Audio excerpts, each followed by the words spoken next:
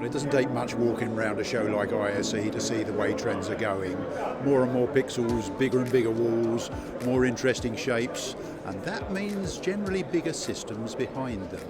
And interestingly, in a world where AV and IT are supposed to converge, what we're actually seeing is a divergence between AV and IT in terms of output cards. Well, in the IT world, everything's about size. They want smaller cards, smaller connectors, make everything smaller so it fits in under the desk or whatever. Different sort of trends in our world. They say, well, this is going to be rack-based. Remember the big system thing I mentioned?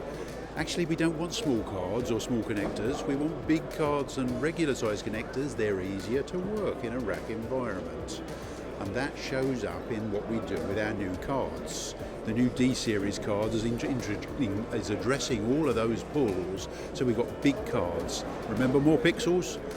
Minimum 4K 60 on an HDMI card, minimum 5K 60 on a DisplayPort card. Remember the rack stuff? It's got to be secure. DisplayPort's already secure. Extra fitting to make HDMI secure. Multiple cards, they've got to be stable working together. You want to synchronize them working together. All of those things are different pulls on the cards, so we end up with a wall controller card, not an IT output card. Full HD hasn't gone away. Yeah, whilst the market likes UHD in media players, for example, it simplifies things, they still like the full HD panels. So it creates the opportunity for a box that will take full UHD in, but give you full HD out.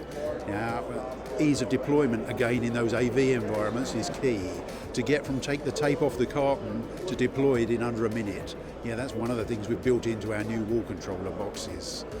The other thing you see walking around the show here is the interesting shapes. The idea of putting gaps in your array of monitors, rotating monitors with respect to each other, and doing interesting things, creating Z order and so on. So those are all of the things that we put into our new wall controller quad head to go boxes. With that and the cards, we've really consolidated our position as the leader in wall controller and output cards, and indeed extended it. Our products are really putting opportunities in the way of integrators and making the integrators' life easier so that they can deliver what the end user wants. And that's our job, keep the integrators happy.